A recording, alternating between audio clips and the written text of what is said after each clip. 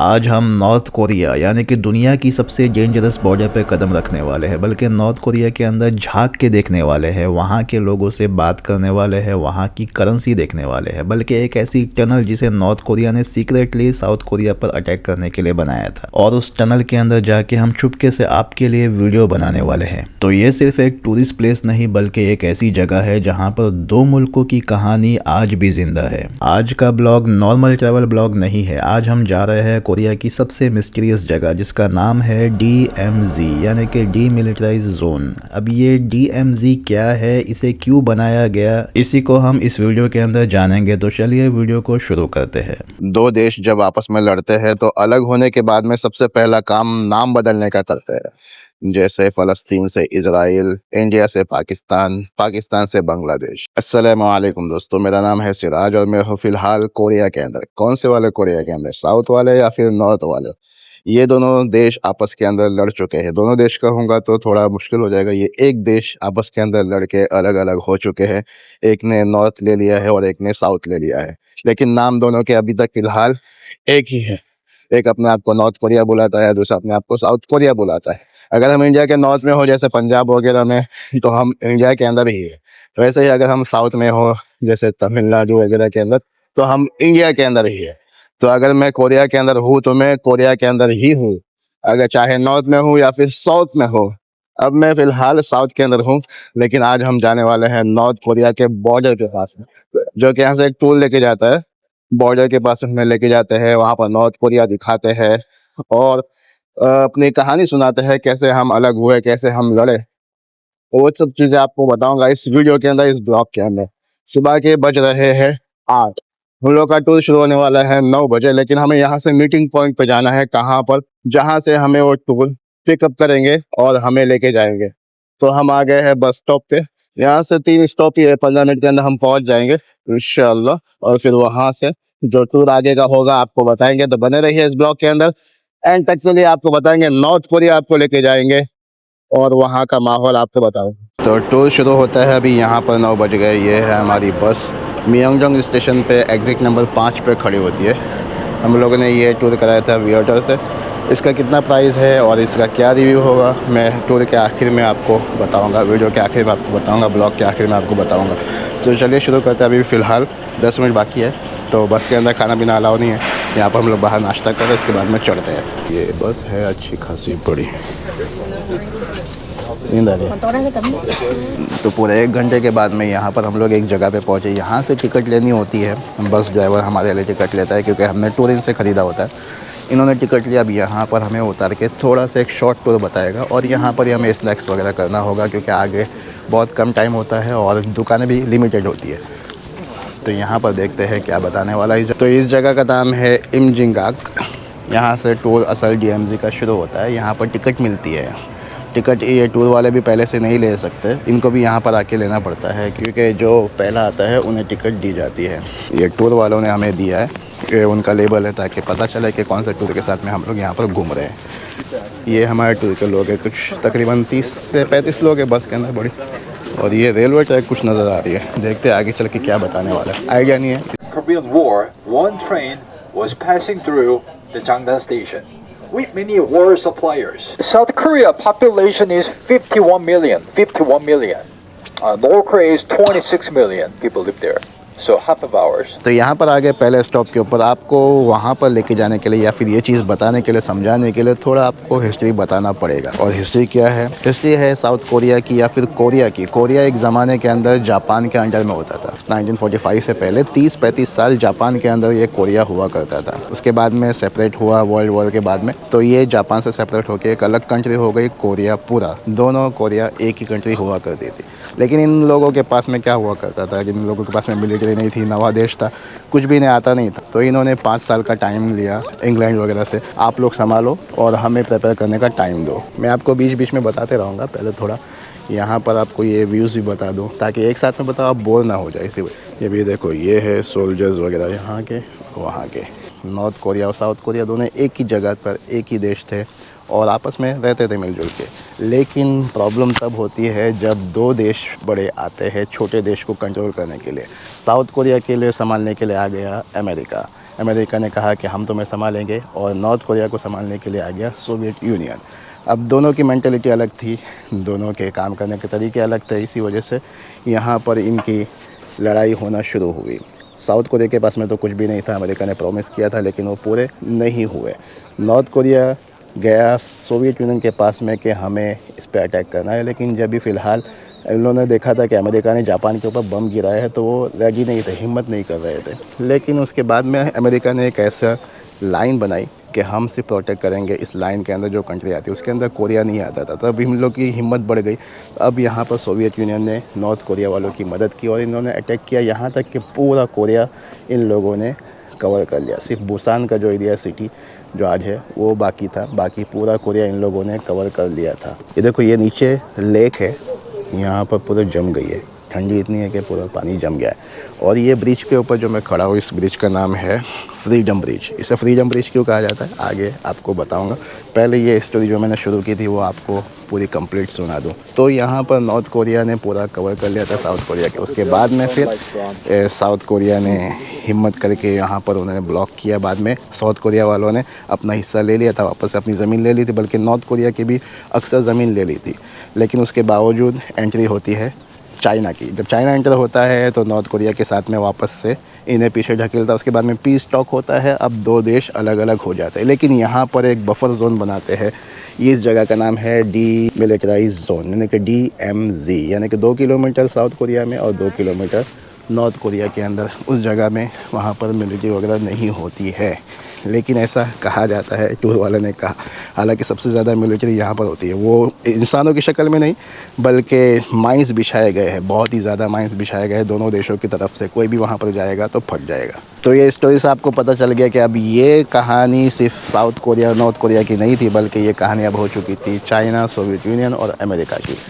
तो इसी वजह से ये जो ट्रेन आपको सामने नज़र आ रही है, ये यहाँ पर एक स्टेशन हुआ करता था। ट्रेन के ऊपर अटैक हुआ था दोनों देशों के ज़रिए से, अमेरिका के ज़रिए से और यहाँ पर सोवियत यूनियन के ज़रिए से, चाइना के ज़रिए से। तो इसी वजह से ट्रेन के अंदर बहुत सारे बुलेट आपको नज़र आएंगे। अभी पास में चल के आपको बताता हूँ। तो यहाँ पर इन्होंने उसको डिस्प्ले के लिए रखा हुआ है, क्योंकि अब ये हिस्सा बफर जोन के अंदर आ गया। यहाँ पर मिलिट्री वगैरह नहीं होती, यहाँ से शुरू होता है असल में। अभी हम थोड़ा और आगे जाएंगे। और ये ब्रिज का नाम है फ्रीडम ब्रिज, कि वहाँ के लोग यहाँ पर आए थे तो उन्होंने चिल्लाया था कि हमें फ्रीडम मिल गया, आज़ादी मिल गई। हालांकि जब ये देश सेपरेट हुआ था, कुछ लोग आधे हैं जो यहाँ पर भी है, दोनों के रिश्तेदार आपस में बटे हुए हैं। आज तक ये किसी को पता नहीं, बहुत कम जो आपस के अंदर मिल पाए हैं। और हालांकि हो गए 70-80 साल, बहुत ज़्यादा लोग मर भी चुके थे। चलो ये ट्रेन आपको बताओ आपको कैसे हो गई। ये सब बुलेट्स के निशान है, लोहे के ऊपर लोहा। और ट्रेन भी देखो कितनी पूरे लोहे की है, हर चीज़ लोहे की है। ये दूसरी साइड के, यहाँ से मैंने आपको व्यू बता रहा हूँ, दूसरी साइड का ये ट्रेन का हिस्सा है। इंजन है ये तो, समझो डब्बा तो पीछे लगता होगा। तो अभी फ़िलहाल इतना हिस्सा यहाँ पर डिस्प्ले के लिए रखा हुआ है।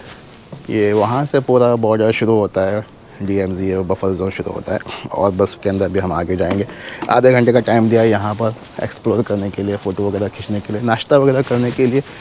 तो ये आपको बताया। अभी आगे एक पॉइंट हमें और बताया है, वो भी आपको बता दूँ क्या था उसके अंदर। अच्छा, एक और चीज़ यहाँ पर मुझे बताई गई है टूर वालों के ज़रिए से, कि यहाँ पर ये जो लड़कियों के जो स्टैचू बनाए गए हैं, जापान के लोग, पुराने ज़माने की बात है, लेकिन जापान के लोग लड़कियों को यहाँ पर सेक्स ट्रैफिक के लिए लाया करते थे। 12 से 14 साल की या 14 से 16 साल की लड़कियाँ यहाँ पर आया करती थी।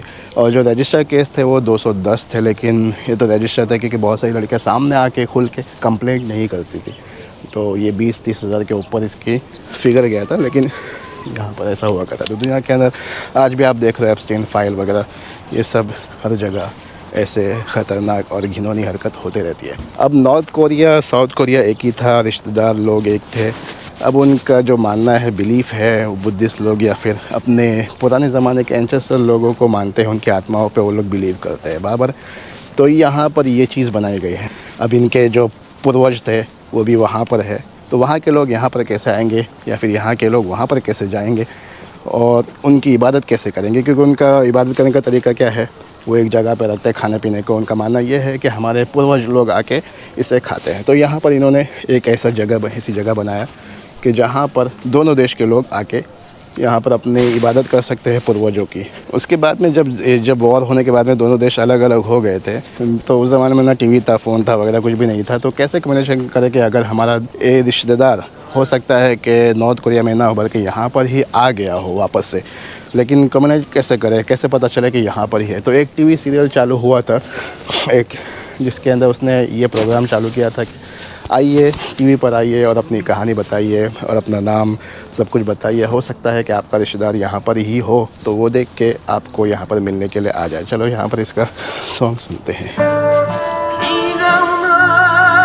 ऐसे ये गाना जब यहाँ पर उन्होंने लगाया था, जब उस वक्त, अब मेरी फैमिली कहाँ गई है। यहाँ पर कोरिया की एक अजीब बात आपको बताऊँ, यहाँ पर ये देखो खुला एरिया है पूरा, लेकिन फिर भी यहाँ पर आप स्मोक बाहर नहीं कर सकते। ये स्मोकिंग जोन यहाँ पर स्पेशल बनाया है, वहाँ पर वो बॉक्स लगा है, वहाँ पर जाके आप स्मोक कर सकते हो, सिगरेट वगैरह पी सकते हो। ऐसा होना चाहिए यार, सब जगह ऐसी कंट्री और फैसिलिटीज़ होनी चाहिए, लोगों के अंदर सिविक सेंस होना चाहिए। यहाँ पर ये देखो हमारे इधर तो पान खा के थूकते, आप ओला उबर वालों के पास में बाजू में बैठ के वो लोग 5-5 मिनट में खा के थूकते रहते हैं, बहुत ही अजीब लगता है यार। सेकंड स्टॉप है हम लोग का यहाँ पर टनल का, थर्ड टनल यहाँ पर कहा जाता है इसको। इसकी भी एक हिस्ट्री है, इसे नॉर्थ कोरिया वालों ने बनाया था यहाँ पर अटैक करने के लिए साउथ कोरिया के ऊपर।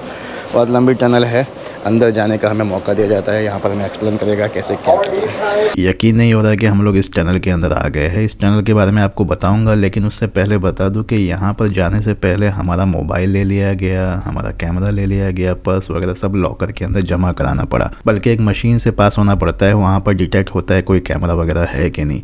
लेकिन ये मेटा का ग्लास पास हो गया। ऐसे तो नॉर्थ कोरिया ने बहुत सारी टनल बनाई थी साउथ कोरिया पर अटैक करने के लिए, उसमें से कुछ टनल हाथ लग गई है, उसमें से ये 30 नंबर की टनल, इसी वजह से इसका नाम है थर्ड टनल, और ये नॉर्थ कोरिया के बहुत ही ज़्यादा करीब है। तो हम लोग इस वक्त फिलहाल नॉर्थ कोरिया के एकदम करीबी वाले बॉर्डर पे है, यानी कि 110 मीटर के करीब में है। यहाँ से आप जाओगे अंदर, सीधा नॉर्थ कोरिया में पहुंच जाओगे। और जो ऊपर की बॉर्डर है फिर भी वो बफर जोन है 4 किलोमीटर का, लेकिन यहाँ पर तो 110 मीटर है। बहुत ही ज़्यादा डीप है। अगर आपके बैक में दर्द है या फिर प्रेग्नेंट वगैरह, तो आपके लिए तो ये बिल्कुल भी नहीं है। शुक्रिया अदा करूँगा किसका, ये कहाँ गया शुक्रिया अदा करूँगा। मेरे ख्याल से 1 मिनट बने रहिए। शुक्रिया अदा करूँगा इसका, मेटा का। ये डिटेक्ट नहीं हुआ और ये पहन के मैं अंदर गया था। तो यहाँ बॉर्डर के पास में ये देखो, उस तरफ है नॉर्थ कोरिया और यहाँ पर है साउथ कोरिया। हम लोग यहाँ पर बॉर्डर के ऊपर आए हैं, थर्ड टनल के ऊपर। यहाँ पर लोग फ़ोटो निकालते हैं, एक पैर अपना नॉर्थ कोरिया के अंदर रख के और एक पैर अपना साउथ कोरिया के अंदर रख के। तो मैं भी आप लोगों को बताऊँ, पहले ये तो ट्रेन वगैरह यहाँ से जाया करती थी। तो ये रहा दोस्तों, देखो यहाँ पर है साउथ कोरिया, यहाँ पर है नॉर्थ कोरिया। अगर मैं यहाँ पर आप लोगों को बताऊँ, मेरी एक टांग है नॉर्थ कोरिया में और एक टांग है साउथ कोरिया के अंदर। यहाँ पर मैं खड़ा हूँ, ये है साउथ कोरिया, ये है नॉर्थ कोरिया, और ये डीमिलिटराइज जोन है। यहाँ पर नीचे टनल के अंदर, अभी आपको बताया फ़ोटो अलाउ नहीं था, लेकिन मैं आपको बता दूँ। तो ये रहा DMZ। देखो ये डिवाइड हो रहा है नॉर्थ कोरिया और साउथ कोरिया बीच में से, आधे इधर आधे उधर, लेकिन जोड़ने की कोशिश कर रहे हैं, दोनों धक्का दे रहे हैं दोनों तरफ से, लेकिन नहीं हो पा रहा। ये है डीमिलिटराइज जोन। यहाँ पर से मैं आपको बताऊँ, ये रहा। तो सुबह मैंने आपको बताया था हमारी बस ये है, जो टूर के ज़रिए से हम आए थे। यहाँ पर DMZ टूर लिखा हुआ है और चार्ल्स ये बंदे का नाम है जो हमारा टूर गाइड है। हमने ये टूर लिया था viator.com से, एप्लीकेशन भी है उसका, वहाँ पर आप ले सकते हैं। मैंने ये सब चीज़ें एक्सप्लेन की है मेरे ट्रैवल कोर्स के अंदर। आप अगर बाय करना चाहो तो मैं जल्दी से लॉन्च करने वाला हूँ, वहाँ से आप बाय कर सकते हो। वहाँ पर आपको डिटेल बताई है कि कैसे क्या एक्टिविटीज़ ख़रीदना है, कहाँ से ख़रीदना है, सब चीज़ हमने उसके अंदर मेंशन किया हुआ है। ये टूर है $50 का पर पर्सन, जो कि हाफ डे टूर है। 9 बजे हमें पिकअप किया था वहाँ से, सिटी से म्यांगलोंग स्टेशन के बाहर में। वहाँ उन लोग डिटेल देते हैं कहाँ से पिकअप करने वाले हैं। पिकअप करने के बाद में हमें वहाँ टिकट के लिए उतारा गया था, जहाँ मैंने आपको ट्रेन बताई, बहुत सारी चीज़ें बताई। उसके बाद में टनल के अंदर गए, टनल यहाँ पर ही है। अब यहाँ से हम जाने वाले हैं ऑब्जर्वेटरी, जहाँ से हम नॉर्थ कोरिया को देख सकते हैं, वो ब्रिज के पास से, शायद यहाँ आसपास में होगा टनल, जो कि नॉर्थ कोरिया ने बनाया था मेहनत करके, लेकिन साउथ कोरिया वालों ने पकड़ लिया 4-5 सालों के बाद में। और अभी यहाँ पर टनल के बीचों बीच में 3-4 दीवारें खड़ी कर दी है और उसके पास हम वहाँ पर नहीं जा सकते। और यहाँ पर कॉन्ट्रैक्ट भी साइन हो गया है इन लोगों के बीच में कि छेड़छाड़ नहीं होगी, लेकिन फिर भी कंट्री के बीच में भरोसा नहीं होता है आपस में। अब यहाँ से हम नॉर्थ कोरिया के अंदर झांकने के लिए आ गए हैं। ये है ऑब्जर्वेटरी। अभी इस कांच के पीछे है नॉर्थ कोरिया, ये उसका मैप है और इस कांच के पीछे से आप देख सकते हैं नॉर्थ कोरिया। लेकिन हम यहाँ नहीं देखेंगे, ऊपर जाके देखेंगे। ऊपर दूरबीन वगैरह लगी हुई है, वहाँ से आप देख सकते हो बराबर। ये रही दूरबीन, तो ये राइट साइड में भी है और लेफ़्ट साइड में भी है। यहाँ पर भी कैमरा और फोटोग्राफी अलाउ नहीं है, लेकिन मेटा काम आ रहा है तो मेटा आपको बाय करना चाहिए। कोई स्पॉन्सर वीडियो नहीं है, लेकिन फिर भी मैं आपको बता रहा हूँ। देखो सामने नॉर्थ कोरिया, मौसम थोड़ा ठीक है, इतना साफ़ नहीं दिखाई दे रहा है, लेकिन कुछ कुछ हमें दिखाई दे रहा है। वहाँ की बिल्डिंग जो कि फेक सिटी बनाई गई है। तो और ये यहाँ पर ये स्क्रीन भी लगी है कि आप देख सकते हो कि स्टेशन कहाँ पर है, कौन कौन सी बड़ी बड़ी चीज़ें हैं। इस स्क्रीन के अंदर आप सर्च करके देख सकते हो, जूम करके आपको बताएगा वहाँ के फ़ोटोज़ वगैरह। टूर का हमारा आखिरी स्टॉप है, तो यहाँ पर हमें शॉपिंग वगैरह करने के लिए लेके आ गए। तो इस तरह यहाँ पर ये नॉर्थ कोरिया की शराब बेची जाती है। तो ये हमें बताएगा कौन सी शराब अच्छी है, किसके अंदर। कुछ शराब ऐसी है जिसके अंदर 16% अल्कोहल है और कुछ शराब ऐसी है जिसके अंदर 30% अल्कोहल है। और यहाँ पर लिखा हुआ है कि विदिन 7 डेज़, 7 दिन के अंदर आपको ख़त्म करनी होती है शराब वगैरह। और ये नॉर्थ कोरिया के और भी कुछ प्रोडक्ट्स है। अब नॉर्थ कोरिया से यहाँ पर कैसे आते हैं, यहाँ पर आते नहीं, बल्कि वहाँ पर जो आदमी था पहले वहाँ शराब बनाता था, यहाँ पर आके शराब बनाता है। ये रही। ओके, देखो ये नॉर्थ कोरिया पे बॉर्डर पे यहाँ पर ये चाय मिलती है। यहाँ पर ये जिनसेन, यहाँ पर इसकी तारीफ़ की जाती है। जिनसेन बहुत अच्छा फ़ायदेमंद होता है, जो कि रूट होता है। यहाँ पर लिखा हुआ था कि 6 साल वाला अगर जिनसेन है तो वो अच्छा यूज़ वाला है, 7 साल वाला उसके बाद में बेनिफिट उसके कम होने लगते हैं। तो 6 साल देख के लेना चाहिए आप लोगों को। तो ये है क्या है, ये Korean red Jinasena tea gold है। ये कितने की है, 28,000 यानी कि $19-20 की है ये। और क्या क्या बेचते हैं यहाँ पर स्टोर में, हम लोग को शॉपिंग के लिए रुका है। क्या क्या बेचते हैं देखो, ये सब है नॉर्थ कोरिया के चॉकलेट्स, स्वीट्स। नॉर्थ कोरिया मतलब साउथ कोरिया के, नॉर्थ कोरिया के बॉर्डर पे है। क्या क्या, ये क्या है सोहेला? पापड़। एक तो यहाँ पर इंग्लिश में कुछ लिखा हुआ नहीं, समझ में नहीं आता क्या है।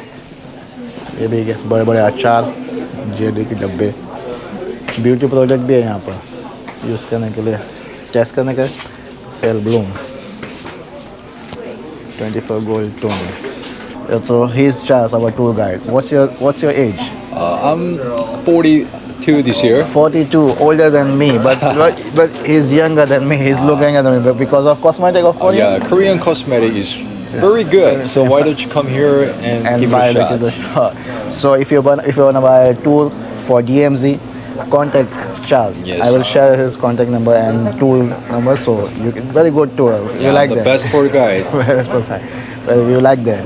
Thank you. Thank you. Shopping वगैरह तो हमने कुछ की नहीं। यहाँ से, यहाँ पर आइसक्रीम खा लिया। ये लास्ट स्टॉप है। यहाँ से अभी फ़िलहाल वापस जाएंगे, 1.5 घंटे का सफ़र होगा, राइड होगी यहाँ की। ये चॉकलेट आइसक्रीम ली है मैंने,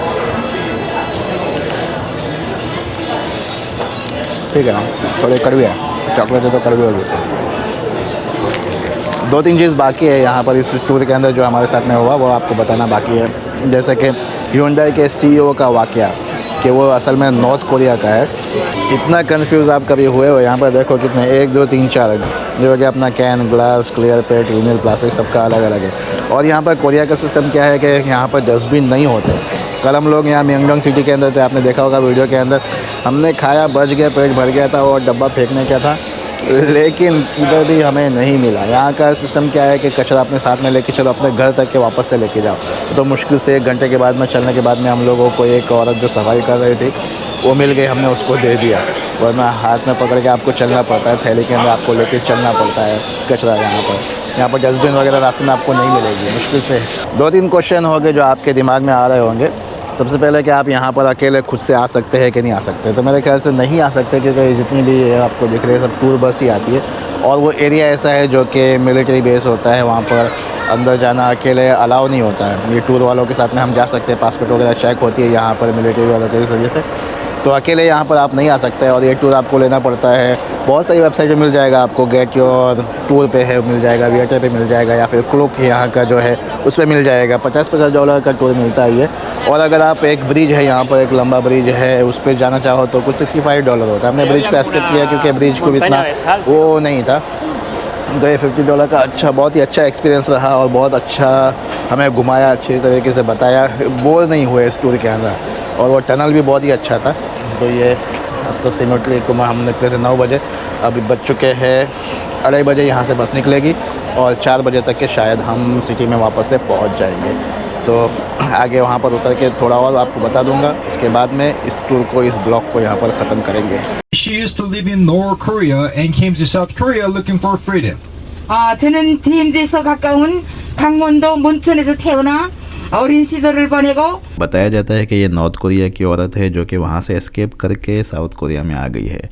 लेकिन जब बस वालों ने अलग अलग सवाल किए इससे और पूछा कि तुम कैसे एस्केप किए, तो उसने कहा कि चाइना से सिंगापुर वगैरह गई। तो लेकिन ये बात हज़म नहीं हुई, ऐसा लग रहा था कि फेंक रही थी। और ये हर बस के अंदर चढ़ती है तो टूर की तरफ से इसे पैसे भी मिलते हैं और बस वालों की तरफ से हमें ये बुक दी जाती है जिसके अंदर नॉर्थ कोरिया की करेंसी होती है। और ये करेंसी 1 रुपये से लेके 10, 50, 100, 5000, 1000, 10,000, 1 लाख तक की होती है।